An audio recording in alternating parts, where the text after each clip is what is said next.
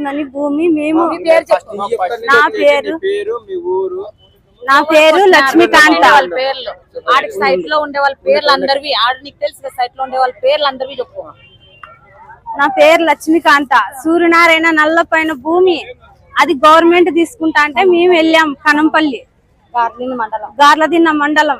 ఆటికి పోయిన తర్వాత మేము భూమి అది అధికారులు వస్తామనింటేనే మేము ఆటికి పోయినాం.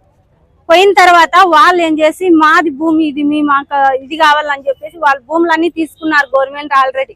తీసుకున్న తర్వాత చెక్కులు కానీ వచ్చినాయి వాళ్ళ భాగాలన్నీ చెక్కులు వచ్చినాయి. మళ్ళా మా దాని చెక్కులకు కూడా ఇది చేస్తున్నారు రాకోకుండా.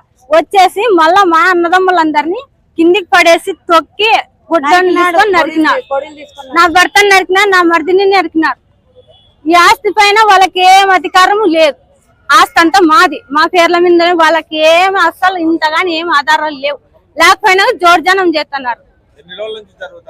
ఇది జరగదు కాబట్టి ఇది ఏవేసి వాళ్ళు తీసుకుంటారన్న వాళ్ళుంటే వాళ్ళకి ఈ భూమిని కన్నబడింది. అంతకు ముందు ఏమీ లేదు. మేము దాంట్లో సాగలో ఉండబట్టి 60 ఏళ్ళు పైన అయింది మాకు పట్టా వచ్చి కూడా. ఈ పొద్దుటికి ఏం లేదు. ఈ పొద్దు గవర్నమెంట్ తీసుకుంటారు అనేసి దానికి అడ్డం చేస్తున్నారు అంతే. దాడి చేసినారు బిల్లా నల్లప్ప, పురుషోత్తమ, గోపాల, మాస్తమ్మ. వీళ్ళ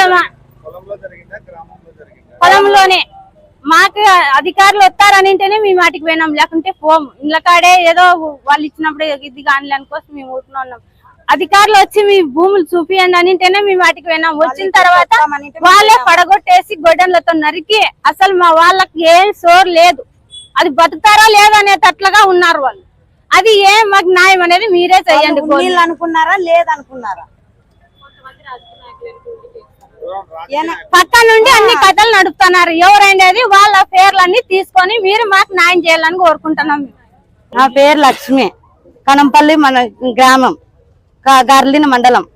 ఇట్లా భూమి గురించి గవర్నమెంట్ తీసుకుంటాంది మాది. వాళ్ళకి తీసుకుంది ఆల్రెడీ. వాళ్ళకి చెక్కులు వచ్చినాయి. మా చెక్కులు వచ్చాక ఆపేసినారు.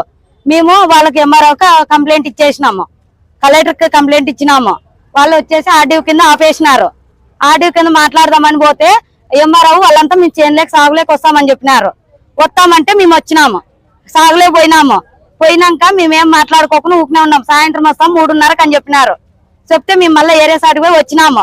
వచ్చినాక ఆడమ్మతో మా వదిన కాళ్ళ ఆయమ్మతో మాట్లాడుతుంటే వాడు వెనుక నుంచి వచ్చి దాడి చేసి మా అన్నోళ్ళు ఇద్దరిని నరికినాడు. వాడు కొడులు తీసుకుని నరికి పోలీసు వాళ్ళు వస్తా అంటే పక్క వారేసినాడు. వాడు పారేసి మళ్ళీ రాళ్లతో బిసి కొట్టినాడు. వాడు ఆడోళ్ళని కొట్టినాడు, మగోళ్ళని కొట్టినాడు. ఇద్దరిని మమ్మల్ని ఆడపిల్లలను కానీ కొట్టినాడు. వాడు ఎవరు? మా పెదనాయన మనవాడు బిల్లా పురుషోత్తము, బిల్లా నల్లప్ప,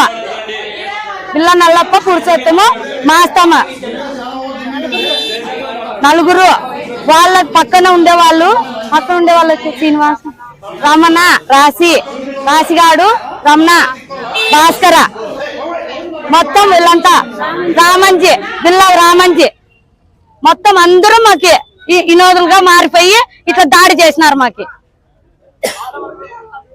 ఈ పొద్దు మేము ఎవరి కాళ్ళు కొట్టుకోవాలా, మేము చంపేయాలని పూనుకున్నారా నా కొడుకులు మమ్మల్ని. ఎవరిని అడగల మేము?